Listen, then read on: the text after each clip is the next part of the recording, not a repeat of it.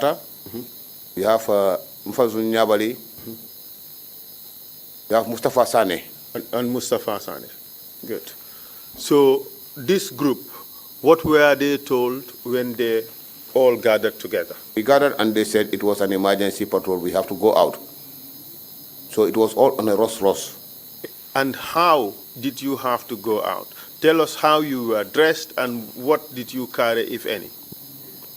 We were dressed in military or in combat order, and we were having our firearms. What does combat order mean? Completely prepared on combat outfit. Completely prepared for battle? For battle, of course. In combat, that's why I said combat outfit. That's right. We want to break it down so people would understand. So you are dressed in battle-ready outfit and you had your weapons? Yes, sir. And then what happened after that? We boarded the vehicles and they hastily pulled out. When we were coming out of Wani, as I have described, Wani to be the area in which the former president's compound is located. You know, just coming out of the gate, we saw a convoy of vehicles with full light heading from the other direction towards our area. Then Solo came close to the edge of the park where, you know, the festival used to take place. Took a bend to the left, headed towards the south, that is getting into customers from around the graveyard of the village. At this stage, was there any form of communication between your group and the convoy you saw approaching? I wouldn't be sure, I wouldn't know what was the communication like, but I believe the commanders were in touch and this could have put them to that hasty, you know, rush.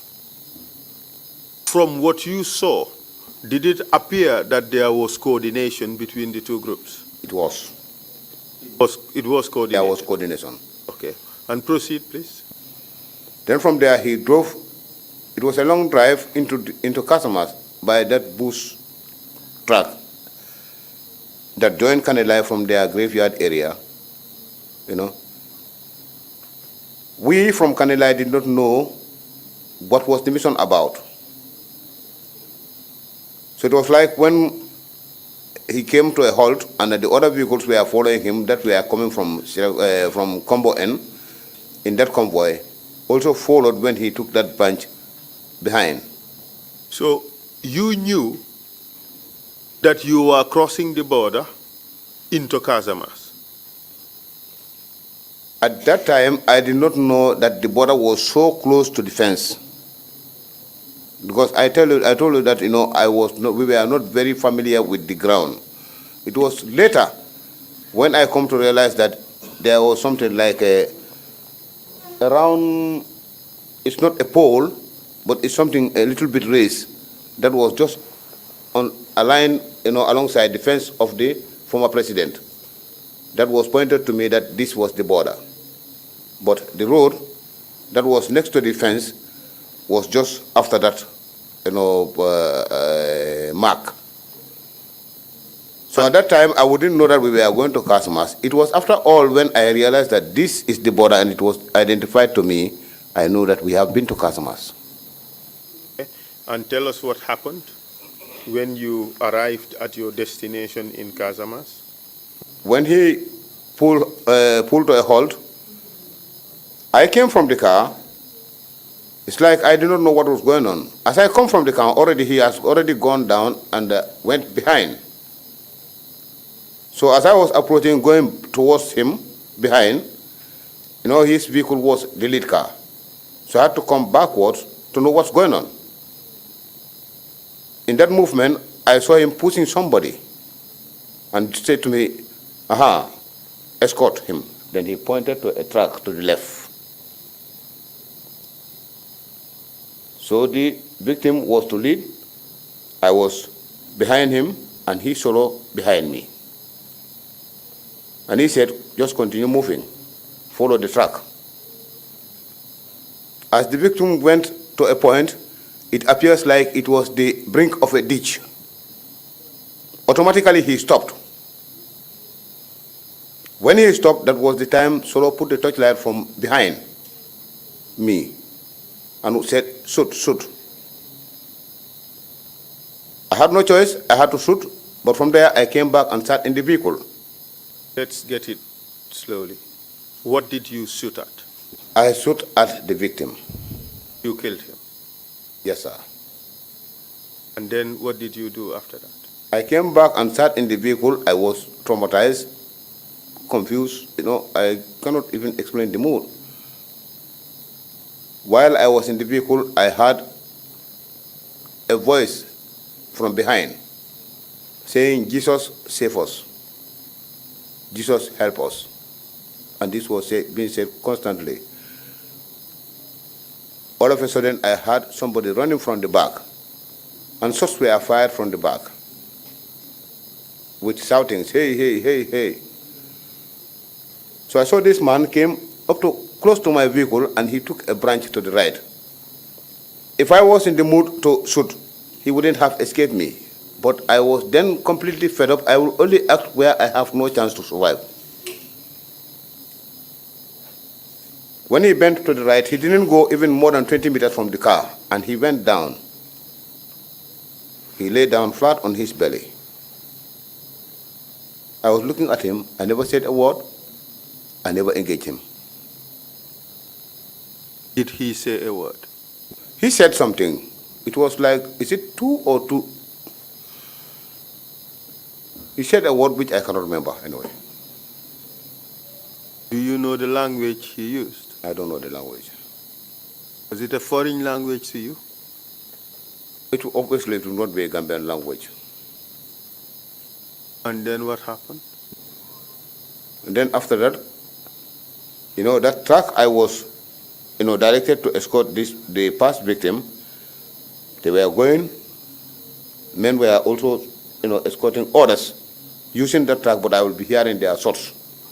You were hearing their what? Shots. Shots. Yes, sir. So as you were there, orders were being executed? Yes, sir. I was sitting in the vehicle. And who was executing these people? These were members of the patrol team, and I could remember seeing a driver there that was not part of the patrol team. Okay, give us the names of the people who were there shooting. Actually, I cannot tell you who and who were exactly shooting because it was in the night. I would know that, they have passed to go when I was seated. But I'm telling you, I was in a very frustrated situation at that time, and I was sitting in the car. But that the shooting was taking place, I know that shooting was taking place because I could hear the shots from the direction at which I was, led to by Solo. At this stage, where was Sanna Manjang? Sanna was part of that convoy. At this stage where, after the killing of the person you shot, you were now sitting in the car, where was Sanna Manjang? He was busy going up and down with these people.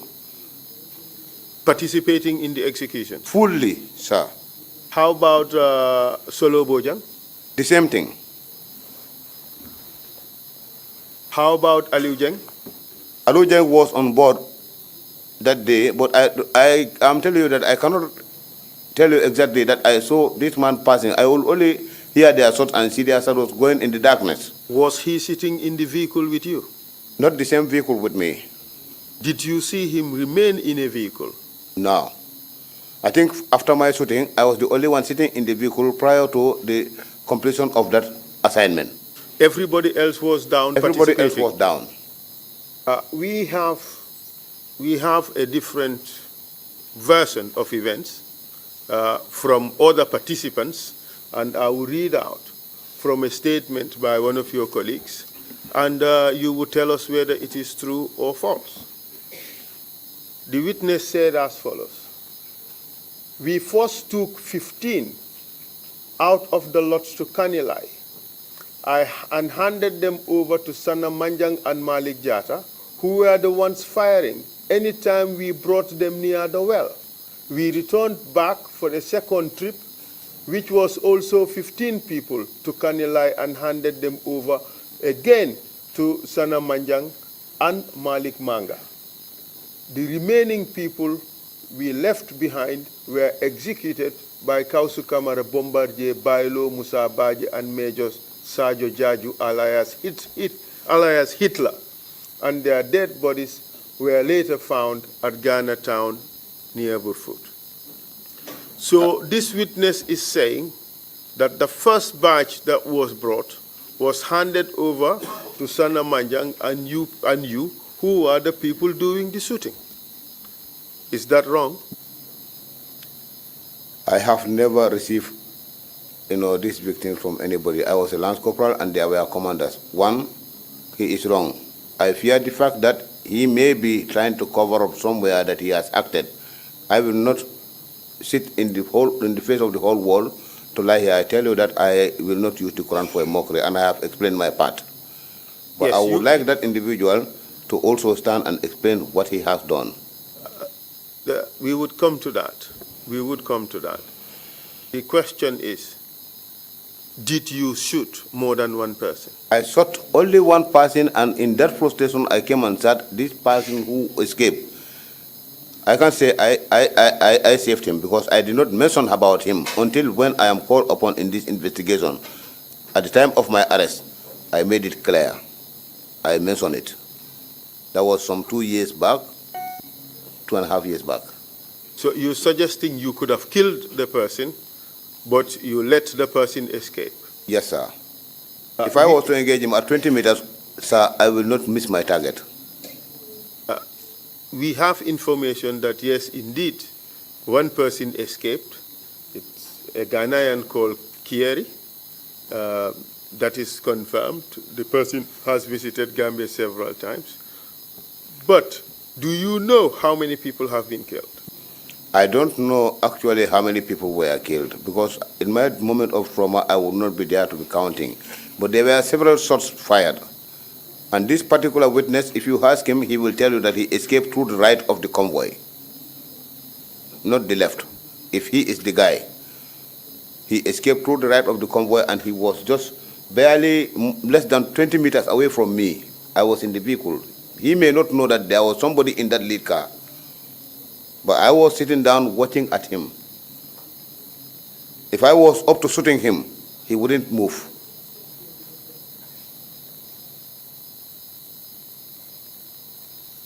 So in total, you don't know how many people were killed? I don't know how many people, but I know the number of men brought that day for killing was more than 7.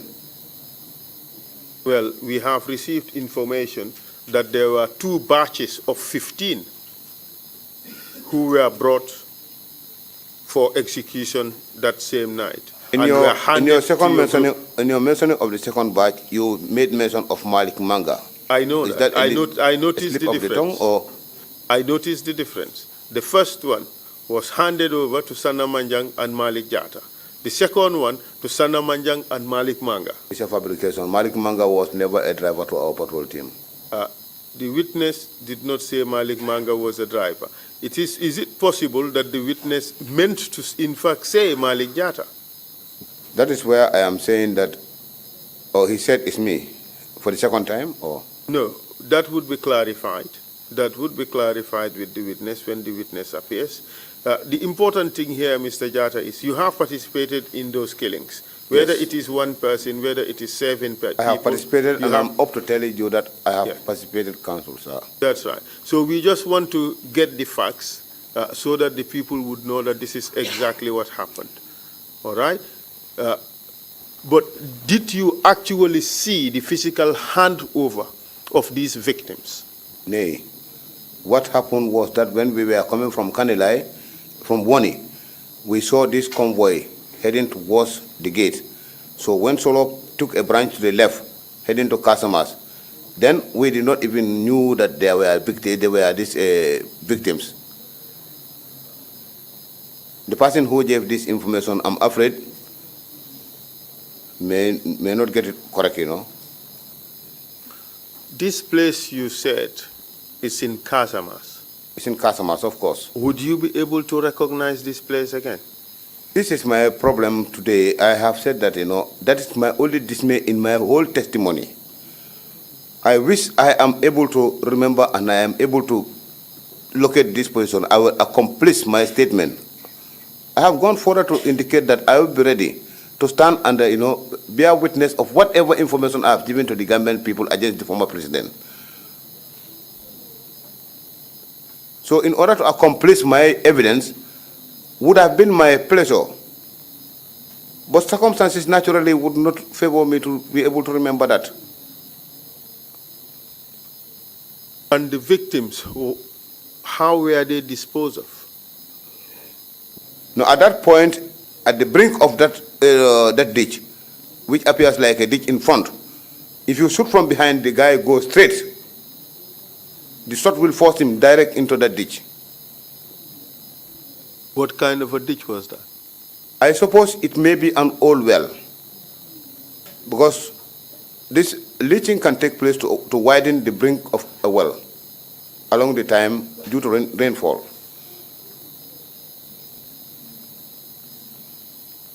Did they physically carry the victims and put them in the well, or the victims just fell in the well automatically? I would lie to you if I want to say that, but what I know is that when I shot, the guy just went into the ditch. So when I came back, they are shooting, I was not there. But I believe they must have brought these guys also in the same manner I was ordered to escort this man. After these killings,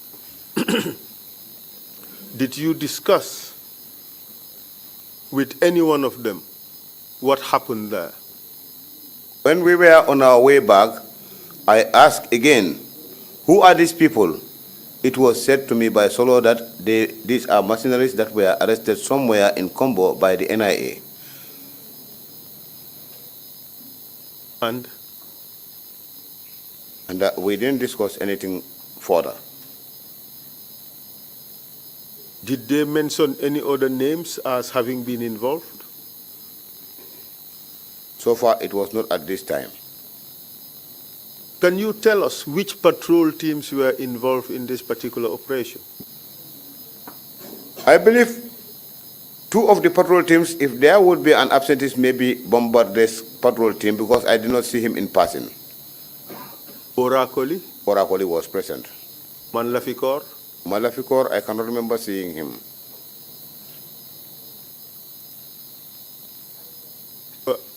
I have read out a statement to you from one of the witnesses, which suggests that there was another group of the patrol team which executed some other people in Brufut, in Ghana town. Are you aware of that? I suspected. Tell us how you came to have that suspicion. That suspicion, during my interaction with Bailo in Kanilai, I have completely forgotten to give that information. He explained this to me that, in that execution, Musa Baji was even negligent until one of the victims was almost taking his rifle from him. He had to help to save their own team from the effect of that man getting the rifle from Musa Baji. But this was a narration, and I did not witness it. Did he can stand and say, in that I did not narration, tell him. In that narration, did he say what happened to those people? He said they were killed and they dropped them on the roadside. But after that operation also, I heard him mention about where Sanna Manjang took somebody to this place. Is it Tintiba or Santamba? I heard that on rumors. But that incident of Sanna Manjang taking that man also found me at the school. This particular person, I believe, escaped from them, Bombardier's team, and he was sliced series of times. And I think he escaped. By sliced, you mean cut? Cut. Where was he Deep cut? cuts. Where? All over the body. He was, arrested by some people around, is it Kamkurang or which village exactly, I cannot remember. But Sanna came with the man up to the school where we were and found me with Bailo. There I left them. People were surrounding the man. I left them and I was at the Taj house. But after that, I did not see Sanna and I did not see Bailo. Where they have taken this man, I did not know. Until recently in my detention, I heard Bailo mentioning that Sanna took him to Santamba and cut him into pieces. I did not know how Bailo knew that Sanna took him to Santamba. I was left at the Thatch House because when people were surrounding that man there, you could not watch the man. Your feelings would not allow you to watch the man. What was his national? I don't know his national. His nationality, first to pick. Okay. So, when you returned to Kanilai after this operation, did you guys talk about it? No. We were advised previously not to even discuss these issues amongst us. Did you later hear statements about killings of foreign nationals in the country? During my detention, I heard it that it was Ghanians who were traveling on back way and got arrested here. But I cannot tell the full story because I would hear people just discussing it. At the time the information was in the media and on the public media, I was not then completely free to be watching myself. Why was that? I am under detention. No, I mean, okay, that group that you belong to, these junglers, or these members of the patrol team, or the black, or the black scorpions, after this killing, were there any arrangements that were made for you in terms of how you were accommodated? Nay. Where didn't you move to a house? It was only a house that was given around Kotu in observation of the rumor, the coup plot rumor of 2006 after this incident. Whose house was that? This was the late Baba Job's house, I believe. I don't know, officially who it belongs to, but I heard also that Baba Job owns that compound. And this was now a house dedicated for the junglers, correct? Well, however I would call it, sir. And who lived in that house at the time? In the house when we were coming there was nobody living there. We occupied the house about me, Mustafa Sane shared the same room. Manjang was in his room. Sanna Manjang? Yes, sir, Sanna Manjang was in his room. Nyabally was occupying another room. State the full names, please. Nfansu Nyabally was occupying another room different from the building down there. It was a slope, on the left-hand side on entry. And Ismaila Jammeh also came with his family, and his family was there until the time of changes. Who got there first? Ismaila Jammeh and family, or Sanna Manjang and his team? Sanna Manjang and the team. Ismaila at this point in time was in the team. So you had a room there. And for how long did you remain in that place? I didn't stay long in that house, in that place. Why? Because that was the time I mentioned that my personal values could not match my how to call it, peers' personal values. Okay, let's examine that. There was a lot of alcohol, correct? Yes, correct. Were you drinking? I was not drinking. There was a lot of cannabis. Yes. Were you smoking? I was smoking heavily then. All of you were smoking heavily? Yes, sir. And what other vice was going on in there? That was these ladies they bring in, and I wouldn't be happy with that, but I wouldn't choose to obstruct them too. Where would they get them from? They used to come from places like Kawas, and they will sometimes come up to Senegambia to pick whatever is their choice. And how about the trafficking in cannabis? It was going on. At what scale?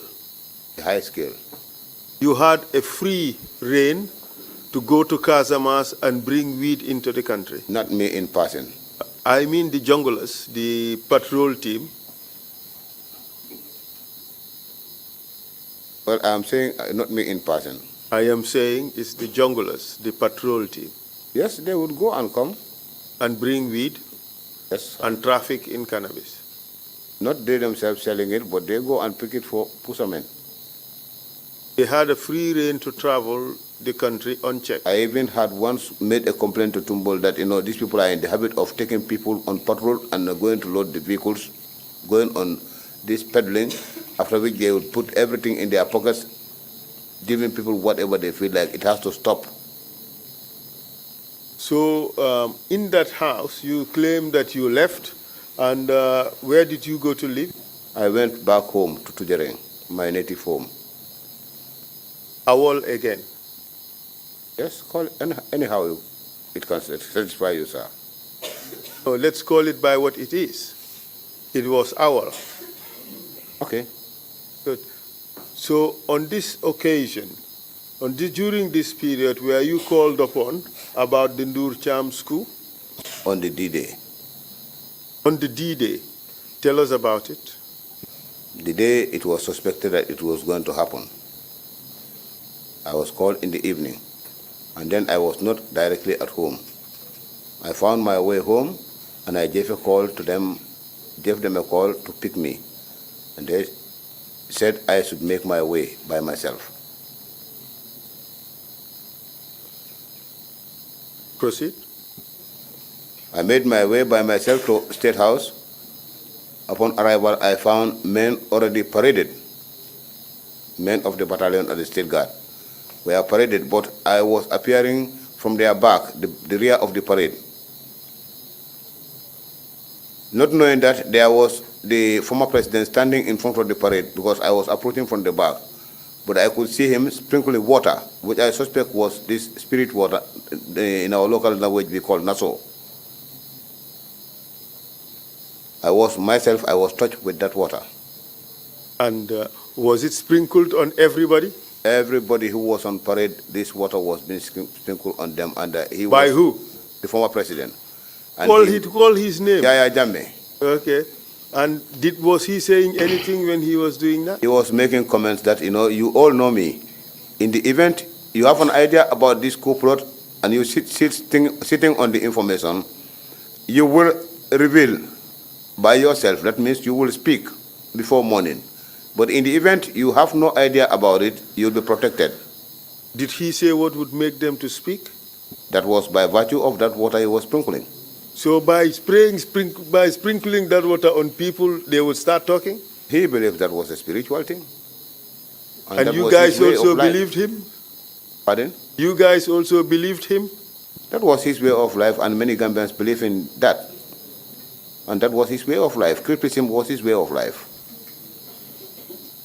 To be honest. Proceed. Well, we would come back to that. We call this a fact-finding mission. Yes, we will come back. We have a problem as Gambia.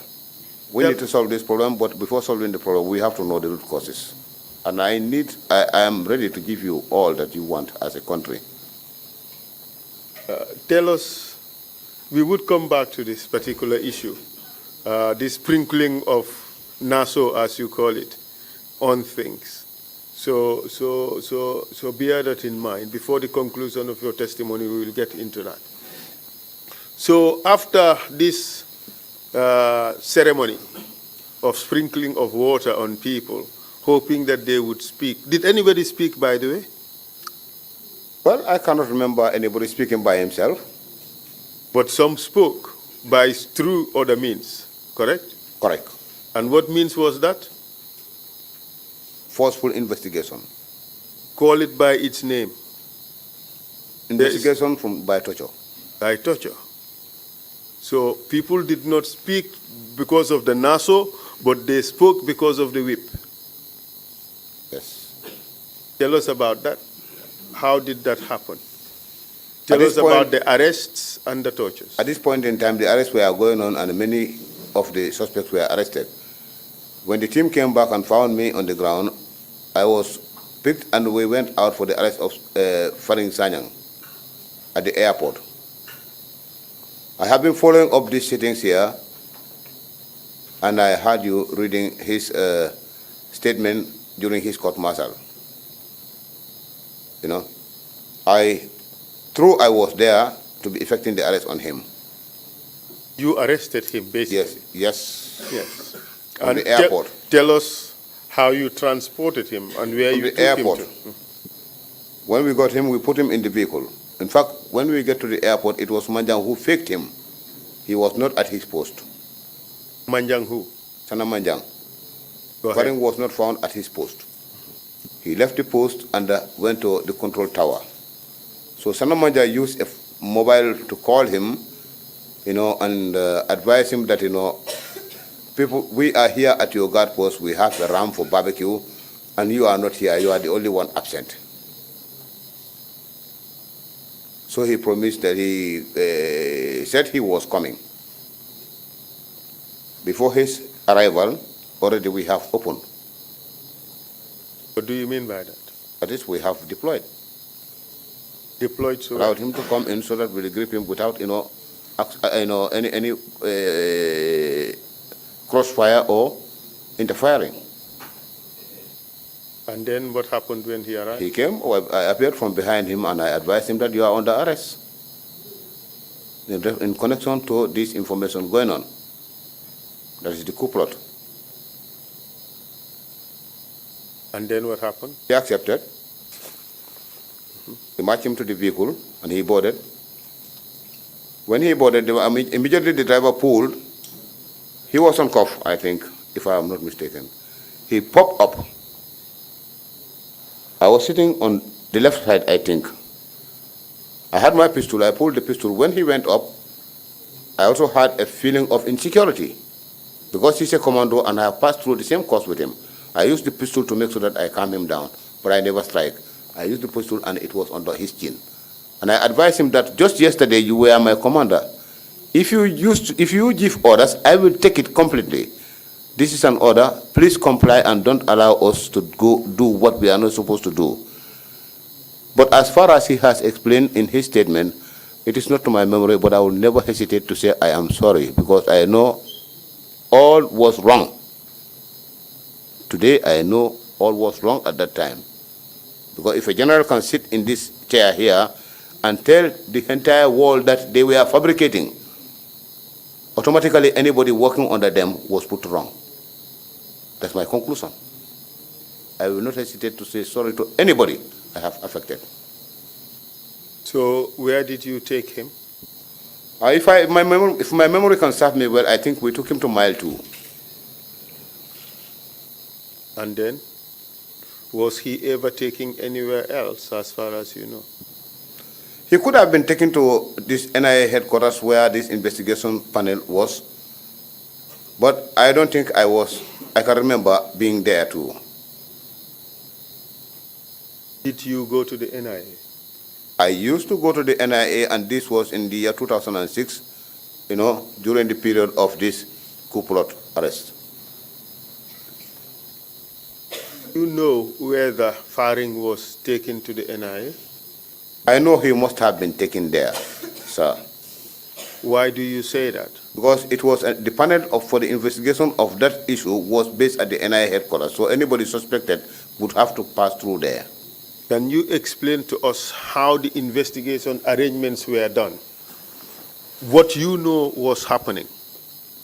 Explain it, how the various entities were connected and how they were acting, if they were acting together at all. I know that there was a panel that was set and conducting the investigation by questioning, but who were, the panelists, I wouldn't be able to tell you because I was not going upstairs. And what would happen after they questioned witnesses? The patrol team was downstairs. The command was in between the patrol team and the panelists. And so tell us what procedures were adopted? When the panelists will investigate and ask questions, if they are not satisfied with the questions, the answers to the questions that we are posing, and finding the suspect difficult to put him to proof as to what is their desire, they will advise these, patrol team commanders to be bringing them down, and the men will be whipping them. That is what I saw, and myself I did once. And the men would be what? Whipping them, beating. And what was the purpose of that beating? The purpose of the beating is to get to the truth from the man. To get to the truth, or to get them to confess to what you wanted? Yes. That's a confession. A confession, it means truth to me. No. That is how they see it. Well, they were being forced to They were being forced, of course. That's quite correct. confess to crimes that they did not commit. They were being forced And the patrol team was there to ensure, of course, that the victims or these suspects say whatever the panel wanted them to say. Correct? well, the thing is, beat them until they have to confess their knowledge. That was the situation. Participate in that? Yes, I did participate in the torture of General Savage. Tell us how that I happened. can remember. When I came down from the vehicle, I found out that Jeng under this boy, Nfansu Nyabally. Which Jeng are you referring to? Aliu Jeng, I'm sorry.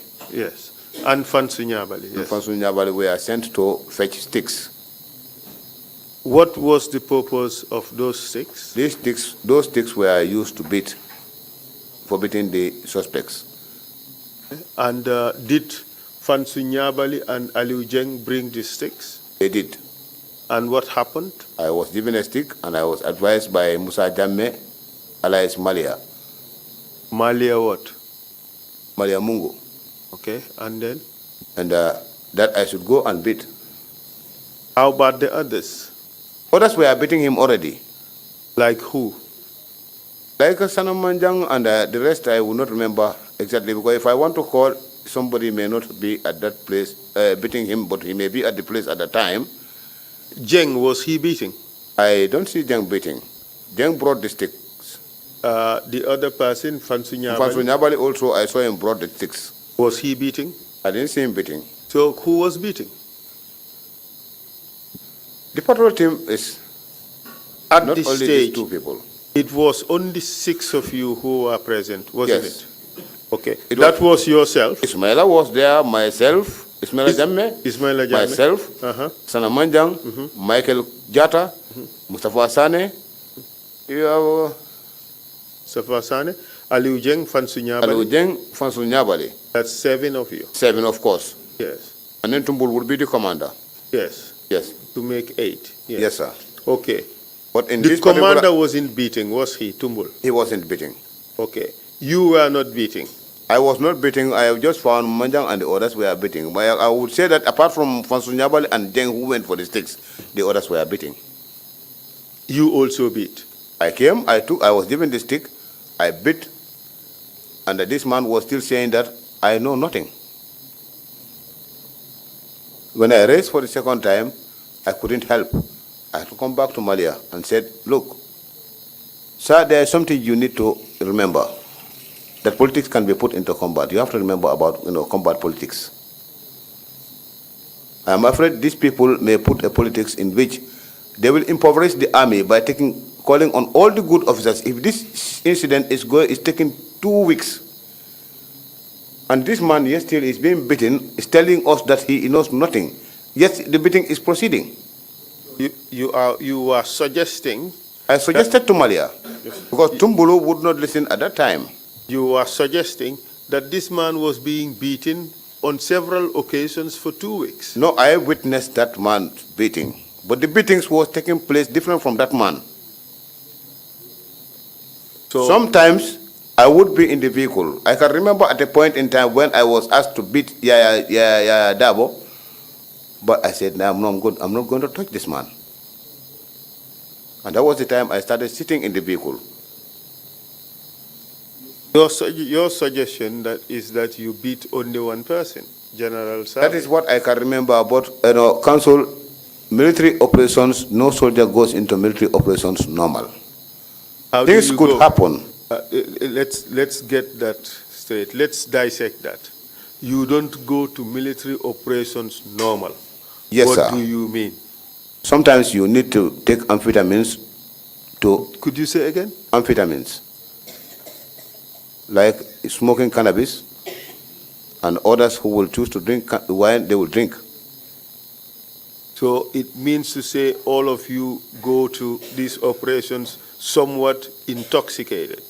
Of course, correct. That day, were you intoxicated? I smoke. In fact, my coming down was, to follow a joint from the boys, and I was given the stick. That was my reason of coming down from the vehicle at that In time. fact, we have received testimony that all of you guys there, or the soldiers there, the junglers, were drinking sum sum. That is a concept of the people. I am here to tell you what is the real thing. So for Ismaila is not a smoker and is not a drunkard. Yes, We have got those type of people. But most of you were Mustafa was a drunkard, but he was never a smoker. Yes, so most of you were either high on weed or drunk on Zum Zum. And in the middle of all this, there was also criticism. What? Criticism. What is that? Criticism, that is, this hypnotization from the head. Could you say that again? Criticism. Criticism. I have no clue what that is. Cryptism. Is that a drug? Criticism is the process of, hypnotization. By who? The former president himself. And that is why I said if we don't know the root cause of the problem for the Gambia, we will never get away. So are you telling us that he hypnotized those of you who are participating in these operations? He will do everything possible to make sure that he reaches his goal, not only to the patrol team or the soldiers. So the word you use, cryptism, from the word cryptic, it's like some occult type of thing. It's like some form of worship, and let's look at the word from Google. It says cryptism. It means secret, occult, having or seeming to have a hidden or ambiguous meaning, mysterious. Okay, so it's prophecies or things like that.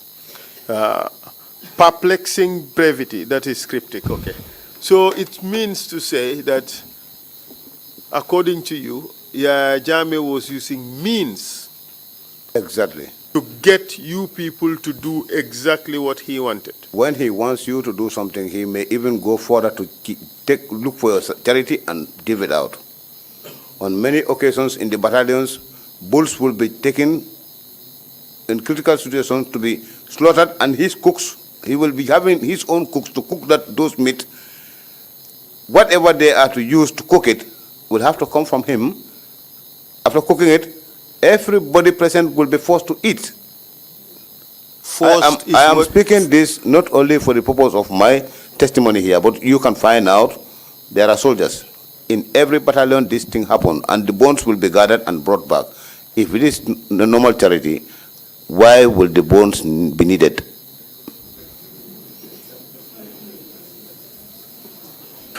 Well, we may be laughing, but it's serious business.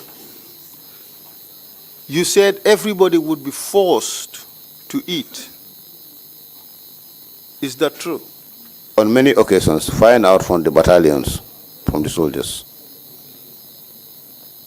And I know there are some who are still being defeated and dominated, mentally, but there are some who will be very honest and loyal to the Gambian people and tell you the truth.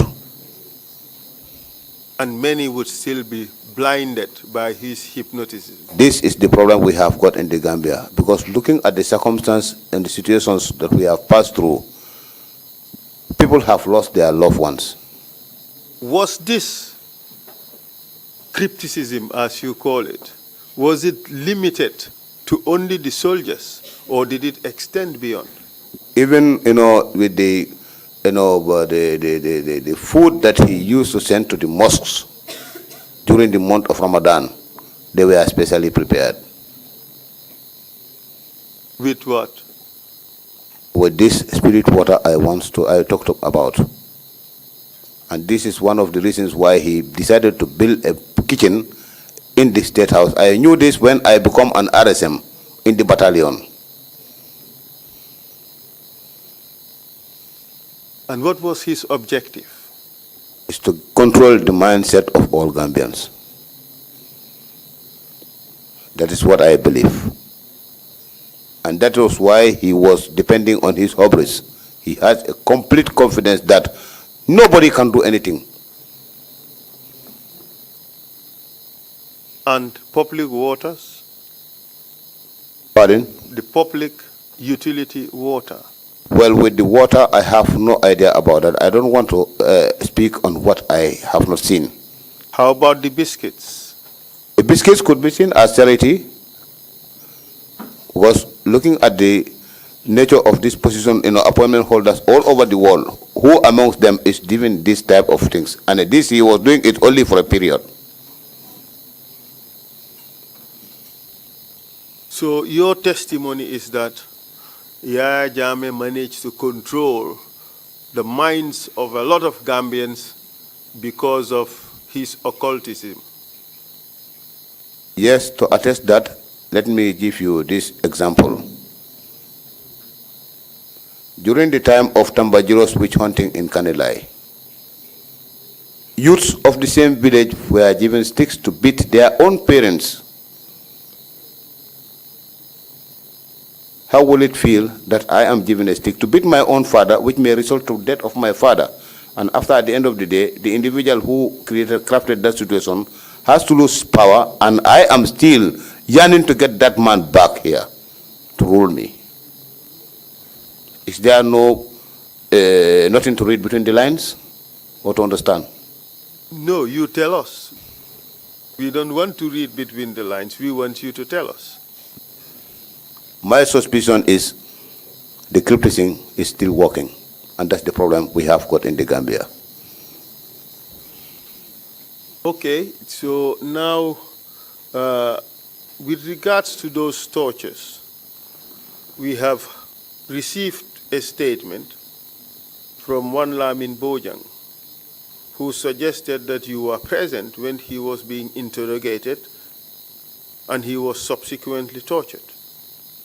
Mark my words, it's not suggested that you participated in his physical torture, but you were present during his interrogation, and he was thereafter tortured. What do you say to that? I can attest to the fact that I met Lamin Bojang at the NIA headquarters. And he said to me in Madinka dialect that, Diki, you know me since in our childhood, you know me, I'm not a talkative. They bring me here because of these computer issues. I don't know computer, and my knowledge is only limited to the preamble. Tell these people to release me, thinking that I have the power to authorize those people to leave him. Exactly where was this? Was it before the panel or somewhere else? No, he was not before the panel. He was sitting downstairs on a chair, to my left as I was passing. So, but then, I was not also happy with him because there was something he did to my father when he was serving the Visaka Bank at Tujareng. He duped my father, with an amount of about 19,000, which my father told me before his death. So I told him that if I am to speak towards your freedom, I will not help you. Because I will ask you about the money that you took from my father, by duping him in the bank as a staff. You were angry with him? I was angry with him, but I never choose to touch him because I was never ordered to. I will only touch when I am ordered. But do you know whether he was tortured subsequently? I am sure he must have been tortured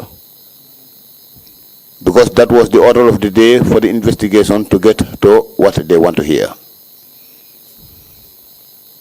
After this event, after the killings in Casamas, and after the tortures relating to Ndur Cham's coup d'etat in 2006, what did you do? From this point, they were not able to get me to work. I was opening the gap, since from the Ghanians, the mercenaries who were now described as Ghanians, their incident, I had started getting away, which you call a wall. At this, which the military calls a wall. Okay. Whatever you call it. No, it's what you call it. Not okay. Me. Proceed, please. No problem with that. Proceed, please. Then from this incident, was when I started asking this question as to what do you people think about us being used against our people instead of rendering service. And this, I said this immediately after the Ghanaians issue. That Let's was the get it mercenaries. straight. Being used by who? By the command. And who constitutes the command? Anybody who would have been, above my rank.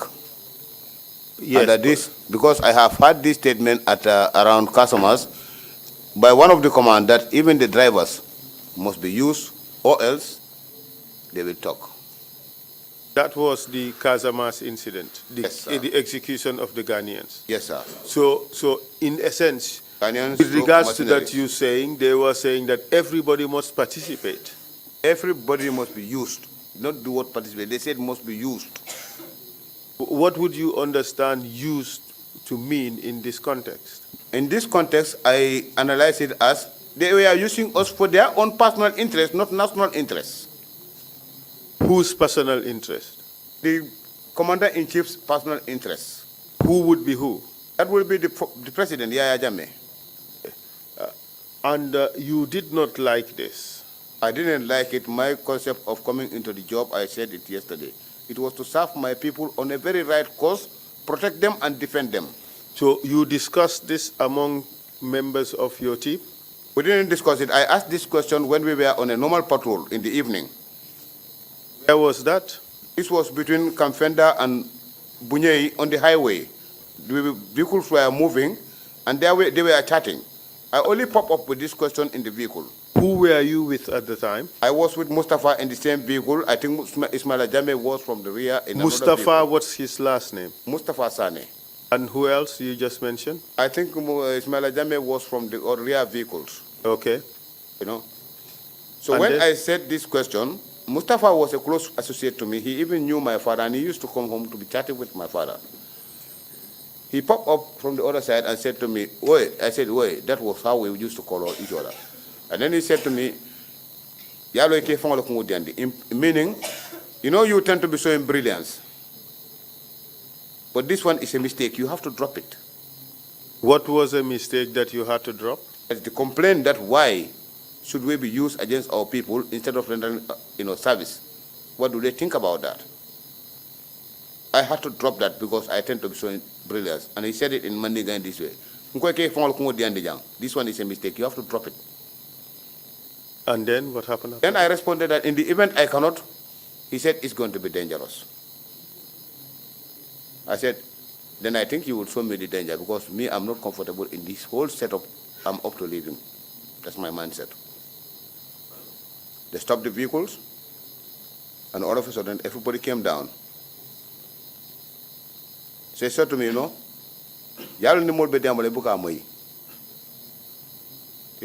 So I realized What does that mean in English? when people are to advise you, you will never listen.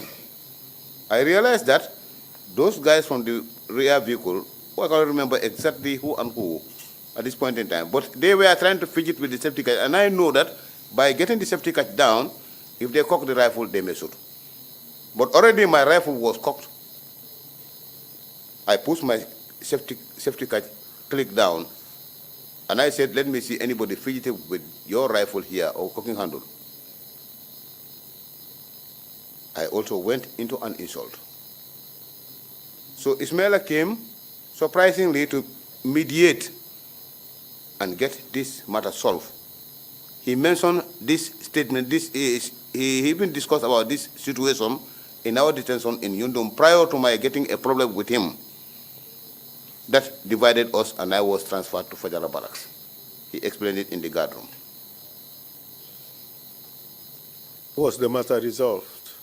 He resolved the matter, but yet they couldn't use me on what they want further.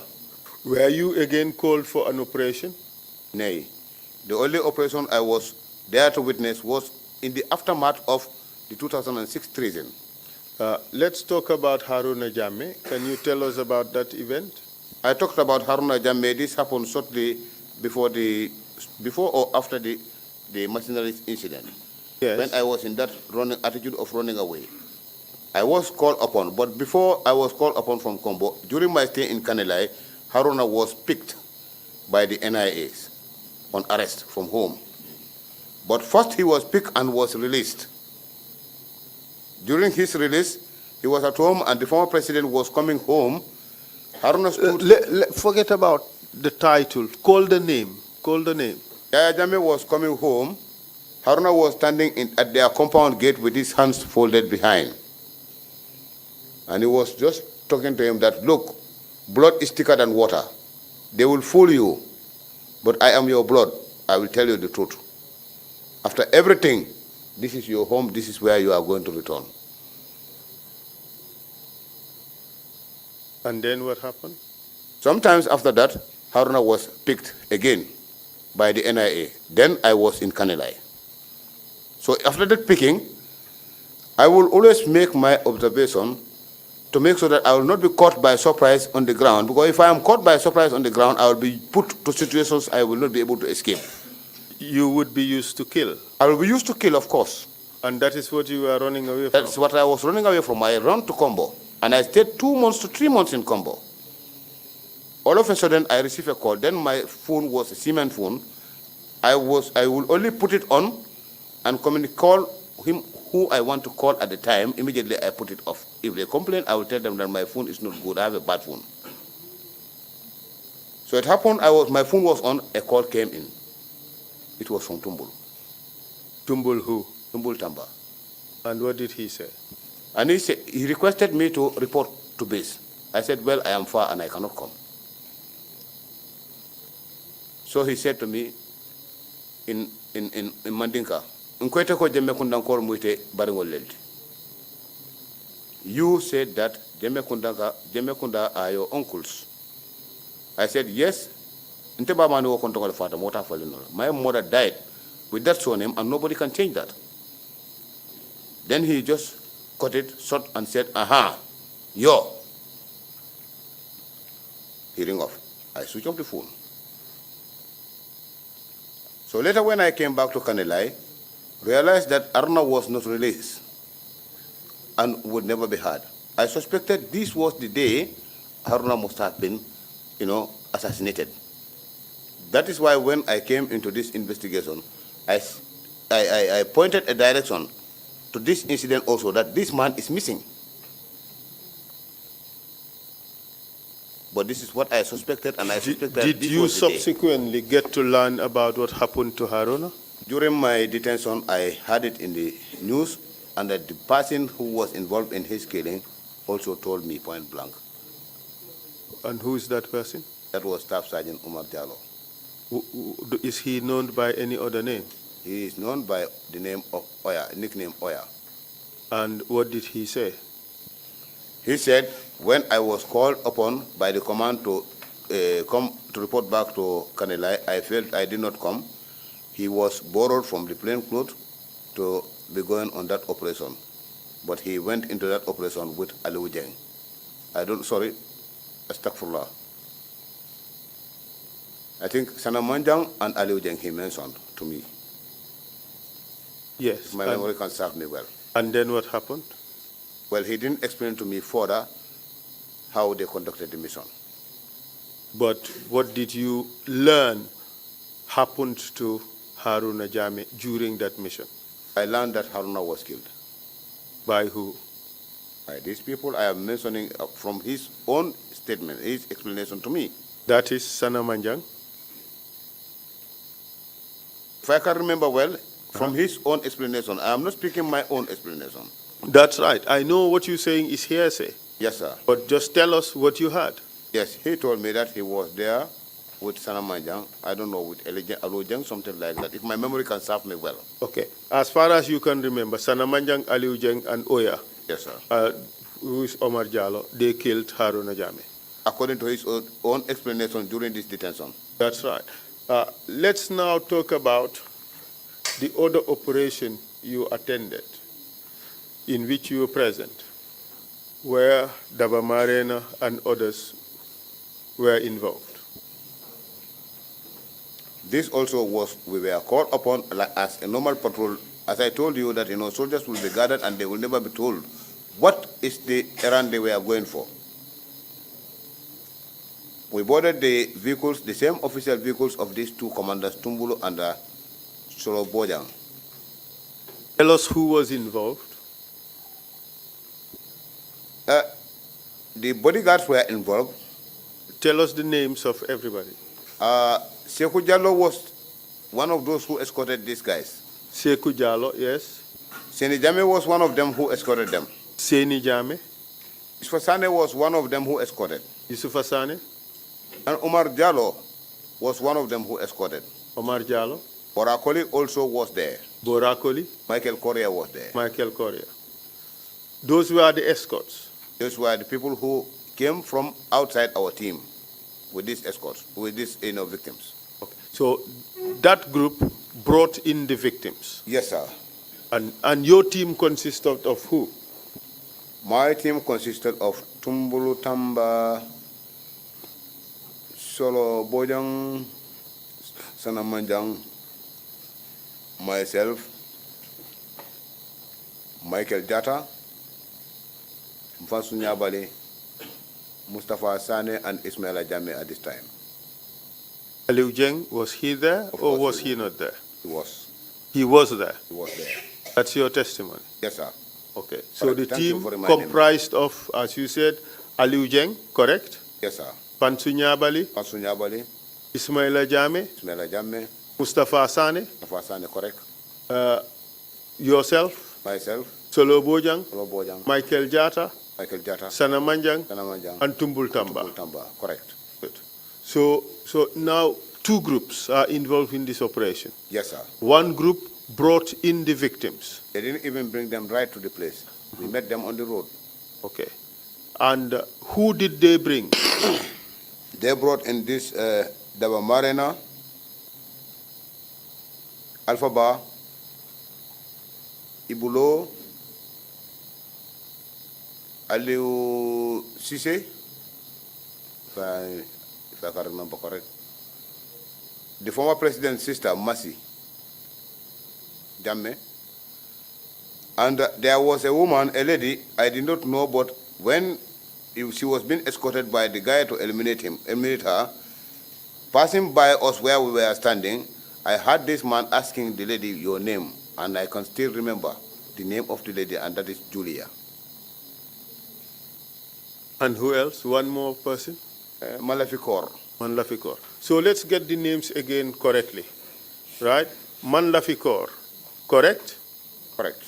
A woman called Julia, correct? Correct. Yaya Jame's cousin or sister, Masi Jame, correct? Correct. Is it Masi Jame or just Masi Jame? I knew her as Masi. It's only later on during this information investigation I heard the name being quoted as Masi, but I knew her as Masi. And she's somebody that is not a new person to me. She was a good woman.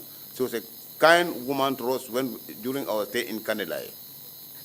And then you have Aliu Sise, correct? Yes, sir. And Alphaba? Correct. Ibulo? Correct. And Daba Marena? Correct. Okay, and what happened when Oya and Bora Koli and others arrived with this group of people? Solo took the lead again and bent to the right using his those old bush roads. And this time, where he stopped, as I was in the car, I came down. Fine. At this point in time, there was a tree. It was a dead tree, I presume, because it was in the night. You could see the 2 branches up there. I saw that tree in the first day when Manjang took in Ndongombub into the bush. That tree was what I recognized at that point. And I believe it was the same place that this time round, the patrol teams were stopped with these guys. Because the tree was just 2 branches up. There was no foliages in the darkness. But the other trees surrounding were with foliages, indicating that this must have been a dead tree. So you recognize that tree? I recognize that tree. And you recognize the place as the place where Ndongombub was executed? Once I was able to see that those branches up in the night, I recognized the place, and I remembered that time back, we have once come here and Manja went with Ndongombub into this area. And then what happened when you arrived there? These people were all brought. That was the time I, in person, knew that there were people brought as suspects, as victims to be, rather. There were people brought to be executed. Yes, sir. And then what happened? Then they followed, they were guided on the road, but we were in front. We went to a certain point. Me, I stopped, I brake track to the right, and I stood. I was not in the mood for operation. I didn't want it, and I didn't want to walk anymore. You didn't want to kill? No, I didn't want to do it. Already I have started complaining that why are we to be used against our people instead of rendering them service. So I took that chance and I just folded my hands. At this point, these two subordinates of mine, Nfansu, Nyabally, and Jeng, I can fully remember that of Jeng, but Nfansu is still gloomy in my memory. I'm sorry. You know, these two boys came and stood beside me. They were not, participating directly, but we were all present. And then what happened? Then I saw Manjang coming with Mercy. First, he was pushing her.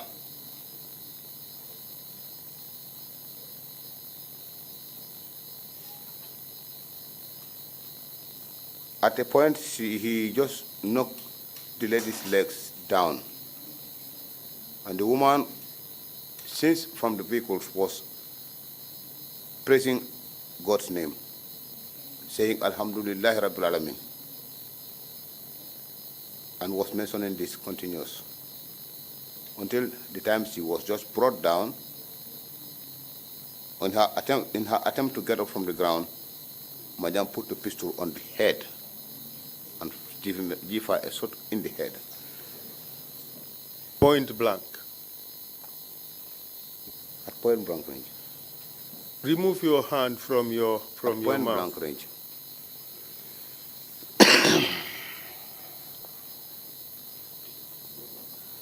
At point blank range. He just blew up her head. Yes, sir.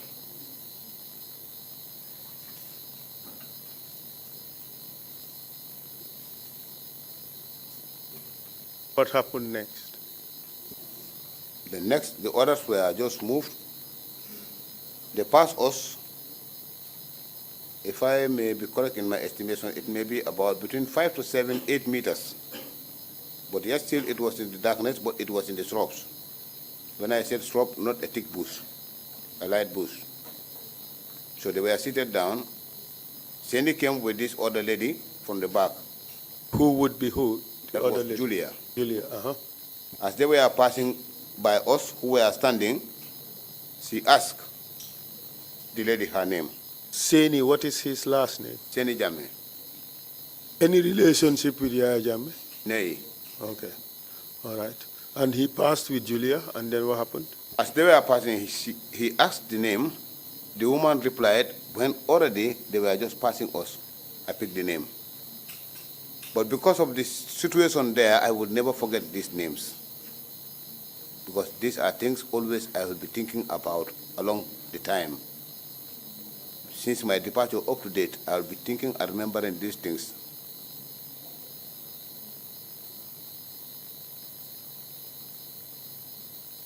Yes, and then? As they passed us, she gave a shot on the back of the lady, and she fell. And she gave another shot when she was on the floor. That would be Seni Jame? Yes, sir. But to my surprise, during the investigation, he was called upon to be questioned, and he was still arguing. I invite him that that's the Quran. If he is a believer and he will not take the Quran as mockery, that is the Quran. It is your firm conviction that it was Seni Jame who killed Julia? That is the Quran. It's your firm conviction? Yes, sir. And what happened next? Then these people who were seated just at a distance, one of them attempted to escape. Who was that? This was Aliou Cissé. Remove your hand from your mouth so we can hear you. Sorry. This was Aliou Cissé. And then what happened as he tried to escape? As he tried to escape, he received a shock that conveyed him into what I believe was a well. And this shot came from the bodyguards. But my belief, I believe, because the bodyguards were sitting together, I believe the shot was from Omar Diallo. What do you say to the suggestion that he was not present? If he says that, then I will completely believe that he is lying and he was present. If he would tell me that, he did not shoot at that time, somebody else shot, I will have these two minds, because firing a shot is too quick. When you are seated, close to somebody, and somebody just rushed to jump, and all of you jump, I had the shot, I believe it was from you, you can tell me that, yes, it was not me, maybe you had it from somebody's gun, but that I am not present in the whole show, that's a lie. Your evidence is that Oya was present. He was present. And then what happened next? Then from this point, the rest were being shot, but I cannot tell you who exactly was shooting who. And who was it that was shot? Pardon? Who were the others, the rest that were shot? This would have been Daba Marina. No, I want the actuals, not would have been. Just tell me who exactly was shot. This would be Daba Marina, Alphaba, Ibulo, Malafikor. And what happened to them? After all the shooting was done, I saw them being lifted, thrown into that ditch that I believe was a well. But I didn't get close to that place, neither did Jeng or this third person, Nyabally, I believe. And they were all dumped in that well? Yes, sir. And then what did you do? We were ordered to come back to the vehicles and Mr. Chair, perhaps this is a convenient time to stop for the break. I will ask for the forgiveness of the general mass, because these are painful stories. Myself, I'm pushing myself to say, but I'm not comfortable with this. And this is why sometimes you are telling me, take your hand from my mouth.